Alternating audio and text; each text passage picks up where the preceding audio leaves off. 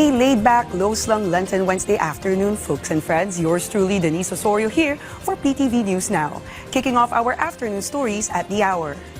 Halfway into the Holy Week, Tourism Chief Cristina Frasco urged travelers and tourists from within and out of the country to immerse themselves deeper into the country's traditions and practices during the long Lenten break. In her Lenten message to the public earlier today, Frasco bared her Lenten message, wishing all and sundry peace, self-examination, and spiritual reawakening. She said Lent is a profound period for Filipinos to reflect and renew themselves spiritually on matters of faith and their being. Likewise, she reminded all those taking trips out of town or traveling to their home provinces to practice responsible tourism, pay respects to local customs and traditions, and patronize local businesses and workers. Department of Tourism projections on tourist and traveler count are rosy as the pace and volume of movement in and out of airports, seaports, provincial bus terminals continue to pick up. The DOT forecasts an estimated and combined local and foreign tourist count reaching 30 million for this year's Lenten long holiday. Expect better days ahead for air traffic and passenger activity in Clark Airport in Pampanga with a management and maintenance deal inked yesterday between the Civil Aviation Authority of the Philippines and the Bases Conversion and Development Authority. The deal authorizes CAAP with full control on operations and maintenance of Clark International Airport's communications, navigation and surveillance or air traffic management facilities.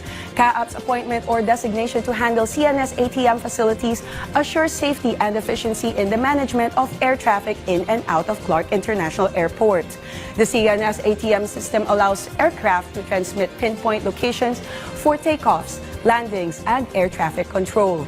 Meanwhile, the BCDA, as owner of the facility, will pick up the tab for upkeep of ancillary equipment and procurement of parts.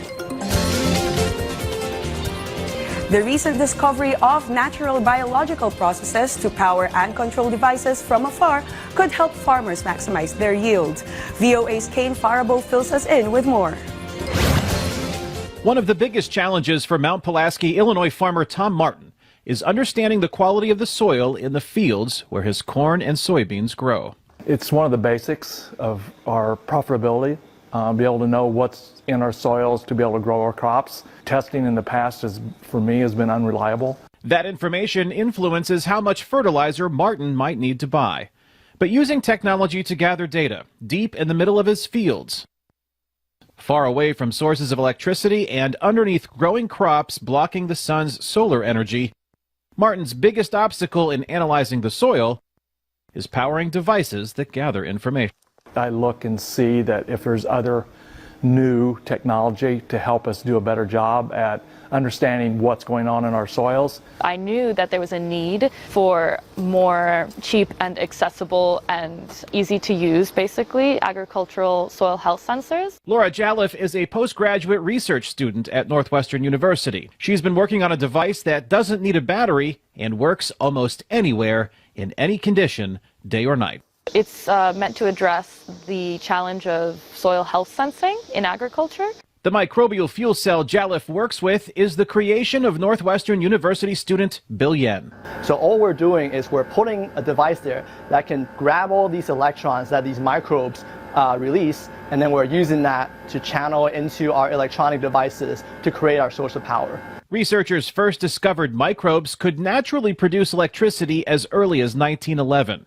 But only recent advances, like the soil sensors Yen and Jalliffe developed, are beginning to show the technology is viable. The overall motivation for this is really to push intelligence beyond the grid. Yen says the microbial fuel cell powers sensors that supply information to artificial intelligence, which helps provide a better understanding of the overall environment.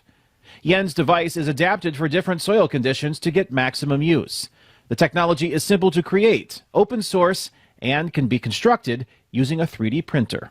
This is an anode and a cathode. So we have two pieces of electrode that we made out of carbon felt. So these can be things that you can make from really plant matter. So you can make carbon felt anywhere in the world just by processing biomass.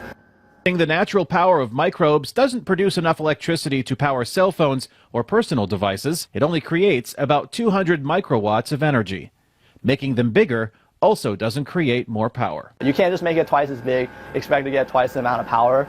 But it's just enough to give farmer Tom Martin information that could save him a significant amount of money when it's time to apply fertilizer to his fields. And it's not just a fertilizer, it's everything, fuel, labor.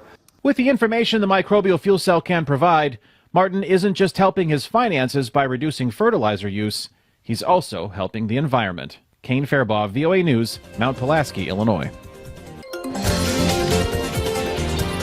So that's a wrap for this afternoon's show. Join us anew later on for our news break evening edition, and make it a habit to always tune in for stories you can count on, news you can trust. This is Denise Osorio, and thank you for watching PTV News Now.